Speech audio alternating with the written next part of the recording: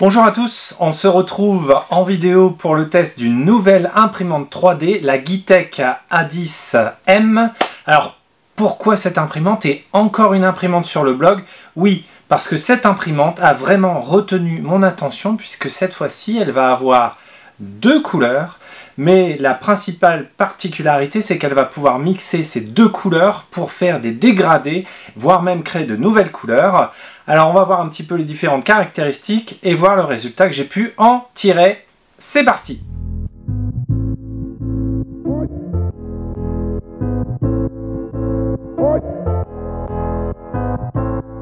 Alors comme d'habitude, pour commencer, on va voir la partie déballage et montage de cette imprimante.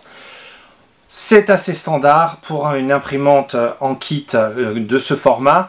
On retrouve un carton avec deux plateaux. Le design est un petit peu similaire à tous les designs d'imprimantes 3D chinoises qu'on va trouver, avec une structure en profilé aluminium. Donc on va retrouver la base avec la partie montante à installer et les deux extrudeurs à monter ici, à monter ici tout en haut. Il faut moins d'une heure pour déballer, monter et rendre l'imprimante opérationnelle.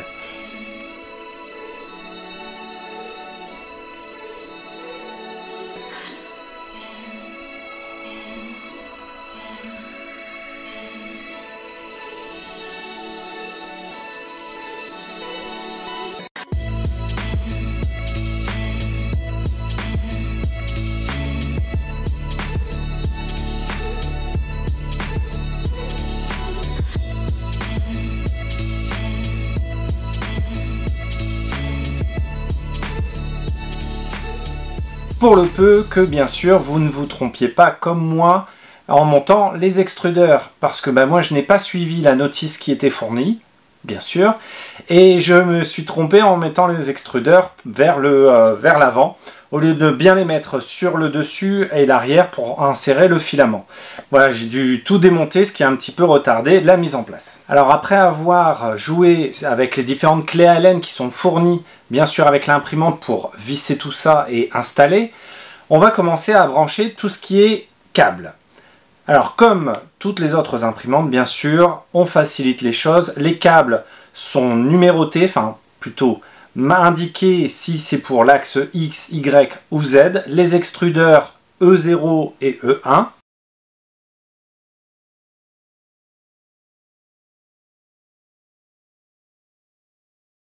Alors pour rappel, ou alors pour les novices qui découvrent l'impression 3D, l'axe X, c'est l'axe ici horizontal qui va déplacer la partie d'impression.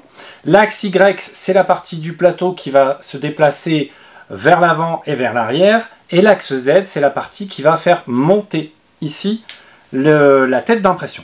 Donc après avoir connecté les différents moteurs fin de course et extrudeurs, on va aussi pas oublier de brancher les différents détecteurs de fin de filament. On en reparlera un peu plus tard, notamment sur les caractéristiques, puisqu'il y a deux détecteurs de fin de filament. Un branchement qui m'a un peu posé souci, c'est le branchement de la carte mère jusqu'à l'affichage. C'est une nappe qui est un petit peu particulière. Alors, si vous avez déjà utilisé un Raspberry Pi, etc., peut-être vous connaissez.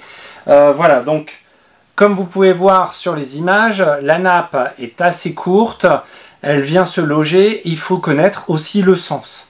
Alors, pas d'inquiétude, si vous ne savez pas dans quel sens vous devez le mettre, vous pouvez brancher dans un sens, allumer l'imprimante. Si vous n'avez pas d'affichage, vous inversez tout simplement le branchement de la nappe. Alors, parlons un petit peu caractéristiques de cette imprimante. Alors, comme je vous ai dit, c'est un profilé standard en aluminium qui est assez rigide. Là, on est sur une imprimante qui est un peu plus petite que ce que vous avez pu voir sur mon blog, comme la CR10, la U20, etc. On va être sur une imprimante qui va imprimer sur 22 cm et 26 cm en hauteur. Donc les profilés en aluminium sont largement assez rigides pour ce type de volume. Bien sûr, on va disposer aussi d'un plateau chauffant. Ce plateau chauffant va venir avec une plaque de verre qui dispose d'un revêtement parfaitement adhérent. On va pouvoir éviter d'utiliser de la 3D lac, etc. Quand il est chaud, ça adhère vraiment. Quand il refroidit, le print va se séparer beaucoup plus facilement. En termes de qualité d'impression, on est sur une imprimante qui va imprimer jusqu'à 100 microns de précision, ce qui est largement suffisant. Alors ce qui va commencer à différencier cette imprimante des autres imprimantes, c'est déjà, donc je vous ai parlé des 2 détecteurs de fin de filament. Oui, on a 2 bobines, donc on aura 2 détecteurs de fin de filament. On a aussi la fonctionnalité de reprise d'impression après une coupure de courant. Alors pour les novices qui ne connaissent pas cette fonctionnalité du détecteur de fin de filament, eh bien tout simplement, quand la bobine vient à être finie, le détecteur de fin de filament va détecter qu'il n'y a plus de filament et va donc mettre en pause l'imprimante pour pouvoir charger un nouveau filament. La deuxième fonctionnalité, comme son nom l'indique, c'est tout simplement la reprise d'impression après une coupure de courant. Donc pour X raisons, si tout d'un coup votre imprimante a été arrêtée, le secteur, le plomb sauté, etc., l'imprimante va se stopper. Et quand on va rallumer l'imprimante, elle va vous proposer de reprendre l'impression là où elle s'était arrêtée. Alors il y a quand même un petit inconvénient avec ce système, c'est que bien sûr, quand l'imprimante est arrêtée, la buse va rester en contact avec le print, va fondre la partie qu'il touche le temps que la buse va commencer à refroidir. Alors il vaut mieux que ça ne se passe pas quand l'imprimante est en train d'imprimer les bords, sinon ça va faire bien sûr un défaut visuel.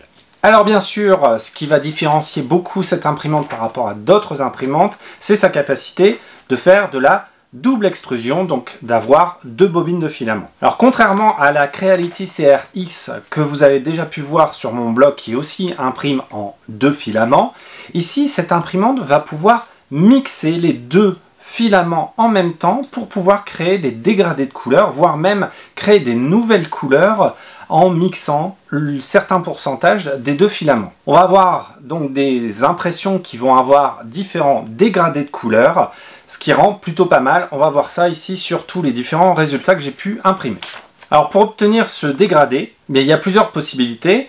Tout d'abord, vous allez devoir slicer votre modèle 3D dans votre slicer préféré, Cura, Simplify 3D. Ensuite, quand vous aurez votre G-code, soit la première solution la plus simple, celle que moi j'ai beaucoup utilisée, c'est de mettre ce G-code directement sur l'imprimante et de sélectionner le mixeur. Donc c'est une option qui se retrouve dans l'affichage. On va sélectionner le filament de départ, le filament de fin. On va déterminer aussi la hauteur de dégradé. Alors si vous voulez un dégradé sur toute l'impression, on va spécifier la hauteur en millimètres de votre objet à imprimer et il va dégrader automatiquement de 0 à 100%. Alors la deuxième méthode consiste à importer votre G-code dans un logiciel qui est disponible uniquement sous Windows. Dans ce logiciel, on va pouvoir déterminer effectivement les différentes couches et différentes couleurs virtuelles, même on va pouvoir définir des couleurs virtuelles en mélangeant plusieurs couleurs. Et définir les différents dégradés. On va pouvoir faire un dégradé de 0 à 100% et de revenir aussi à 100% et refaire encore à 0%. On va pouvoir avoir plusieurs dégradés possibles avec ce logiciel-là. Alors, je dois avouer que ce logiciel, je ne l'ai pas utilisé puisque moi je tourne essentiellement sur macOS et j'ai eu un peu la flemme d'installer un Windows rien que pour tester ça. Désolé, vous trouverez d'autres informations, notamment sur d'autres vidéastes, youtubeurs qui ont pu tester des Geeetech aussi, comme Heliox qui a testé la grande sœur de cette A10M qui est la A20M. Alors passons un petit peu aux résultats de mes différentes impressions. Alors par défaut, j'imprime toujours le modèle qui se trouve sur la carte SD. C'est ce petit chien où le dégradé se fait automatiquement avec les 2 coloris.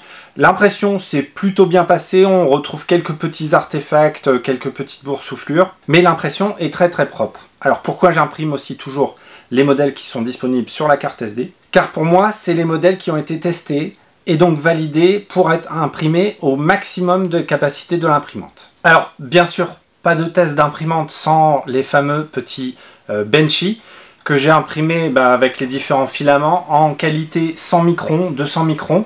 Et bien sûr, double extrusion oblige, j'ai imprimé en 2 couleurs. Alors, voilà, 2 couleurs or et argent. C'était les filaments qui m'avaient été fournis par Geeetech. Alors, encore une fois, je l'ai expliqué dans la vidéo sur la Creality CRX. Quand on imprime 2 couleurs comme ça, avec 2 couleurs totalement distinctes, il va falloir imprimer un pilier de purge. Donc ce pilier de purge, bah, c'est du déchet. Il ne faut pas oublier que quand on imprime comme ça en 2 couleurs, on a forcément ce petit déchet. Il n'y a pas encore de slicer qui va permettre de purger à l'intérieur, malheureusement, du print. Alors toujours pour tester les qualités de cette imprimante, j'ai retrouvé quelques petites tours comme ça, avec différentes formes pour tester le mode vase, qui permet de tester normalement la bonne qualité. Mais ici, j'ai pu tester avec des dégradés de couleurs. Voilà, donc ici, un jaune et un violet qui donnaient vraiment un truc très très sympathique. Et du jaune et du argenté aussi, qui donnaient de bons dégradés de couleurs.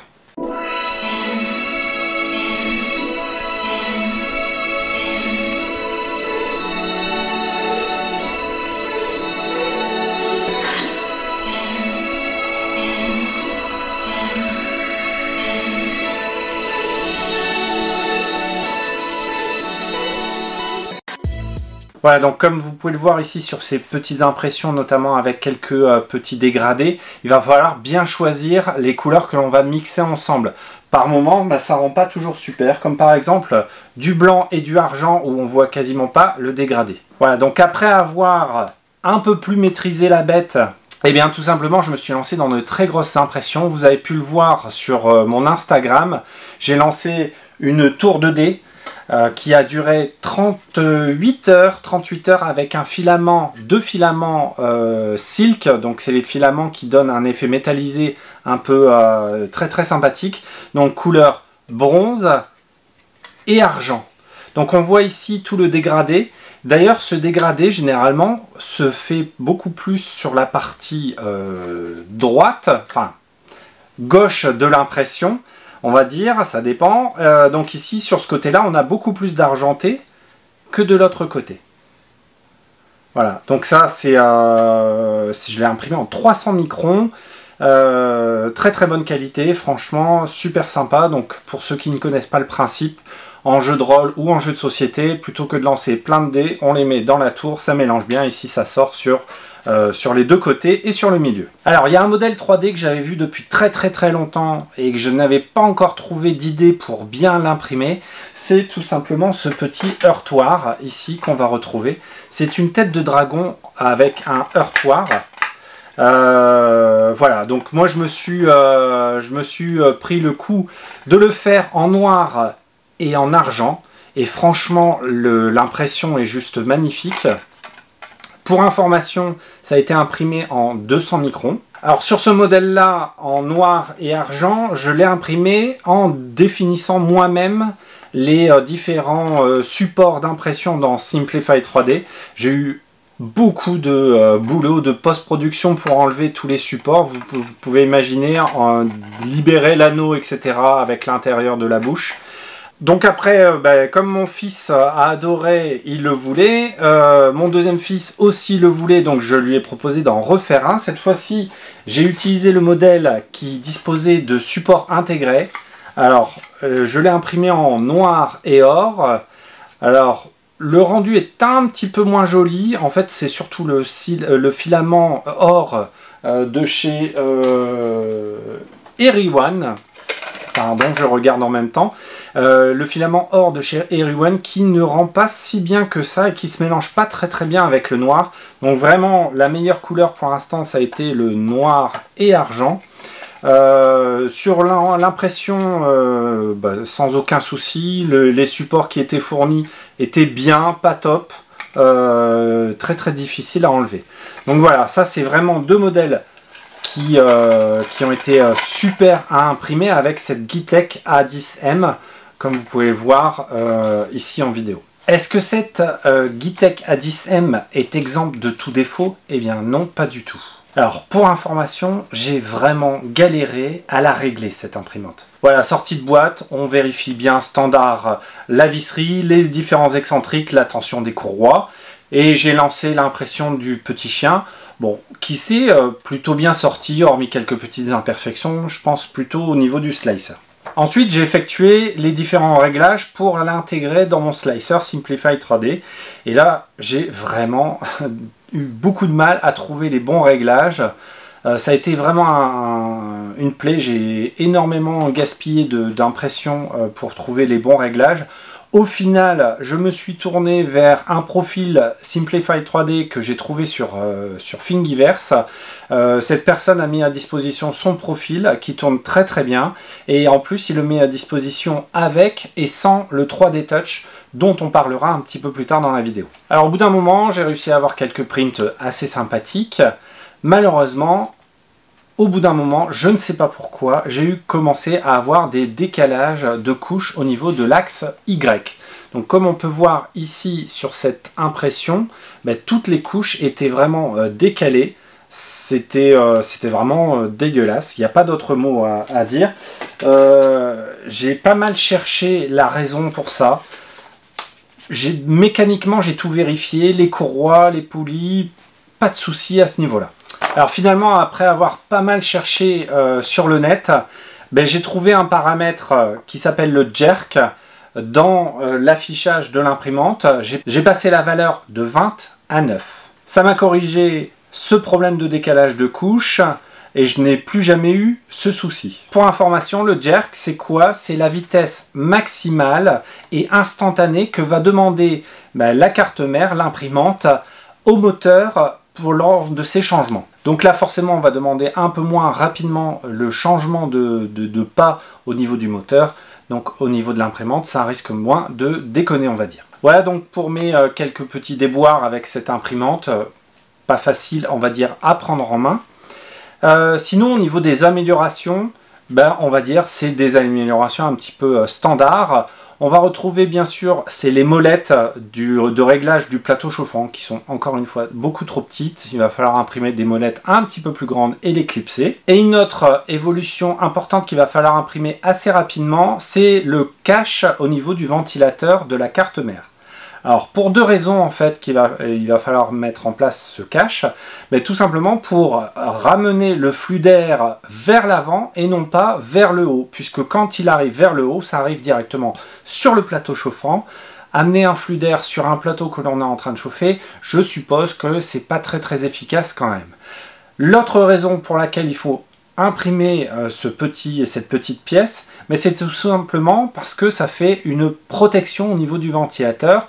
Et oui, quand on a fini d'imprimer, on a souvent des petits bouts de PLA, d'impression, qui vont tomber sur le côté du plateau. Et si ça vient directement sur la carte mère ou dans le ventilateur, ça risque de ne pas être trop terrible. Donc au moins cette pièce-là va protéger la carte mère et le ventilateur. Alors en termes d'amélioration aussi qu'on peut apporter, cette fois-ci malheureusement pas en imprimant des pièces, en achetant une pièce, c'est le 3D Touch. C'est l'équivalent d'un BL Touch, donc c'est un capteur qui va permettre de corriger si le plateau n'est pas complètement à niveau. Or cette pièce coûte une vingtaine d'euros par rapport au prix de l'imprimante. C'est vrai qu'on peut largement franchir le pas. Alors attention, c'est du plug and play, mais il va falloir mettre un petit peu les mains dans le cambouis, puisque oui, on va installer avec deux vis le BL Touch, le 3D Touch, le brancher directement à l'arrière et il y a un emplacement qui est prévu pour ça. Et ensuite, il va falloir mettre à jour le firmware de l'imprimante. Le firmware est disponible sur le site de Geeetech, ce qui va permettre de débloquer l'option du 3D Touch.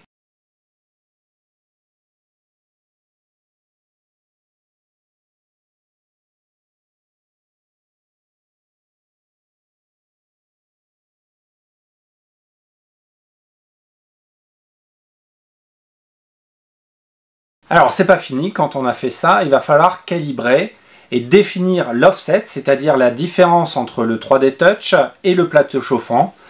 Ça, il y a une procédure qui est disponible aussi sur YouTube. Je mettrai le lien, tous les liens en fait, je les mettrai dans la description de cette vidéo. Alors pour information, entre voilà, le déballage, on va dire l'installation, la mise à jour du firmware et le réglage, ça m'a pris une petite heure. Alors cette imprimante, un top ou un flop? Clairement, c'est une bonne imprimante.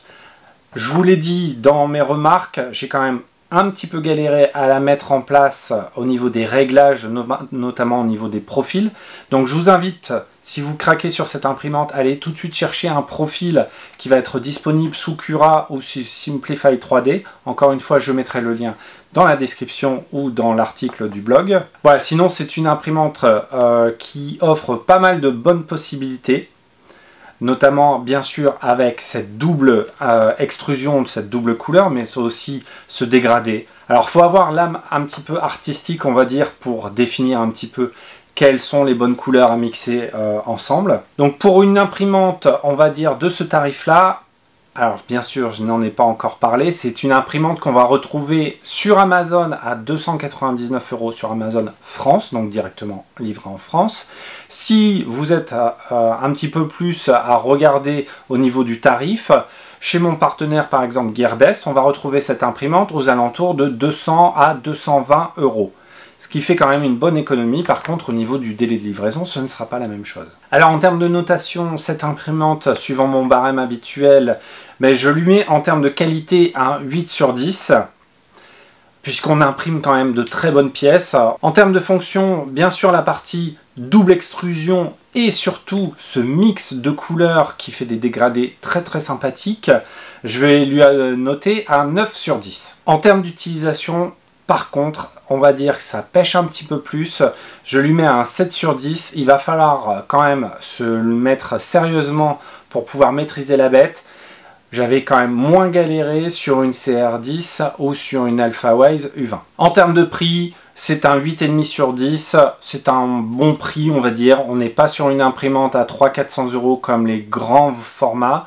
On va trouver ça, je vous l'ai dit, entre 200 et 300 €. Ce qui nous fait un total de 8,1 sur 10 ou 81%, ce qui reste un très bon investissement si vous souhaitez franchir le pas. Voilà, donc c'était Julien du blog Ça sert à quoi. J'espère que la découverte de cette imprimante et son test vous a plu. Si c'est le cas, n'oubliez pas surtout de mettre un pouce bleu à cette vidéo, vous abonner à la chaîne pour découvrir d'autres produits tech, que ce soit impression 3D, domotique ou objets connectés. Alors que ce soit sur cette chaîne YouTube, mais surtout sur le blog qui publie toutes les semaines. Voilà, je vous remercie et n'oubliez pas de vous abonner. On se retrouve très prochainement. Ciao!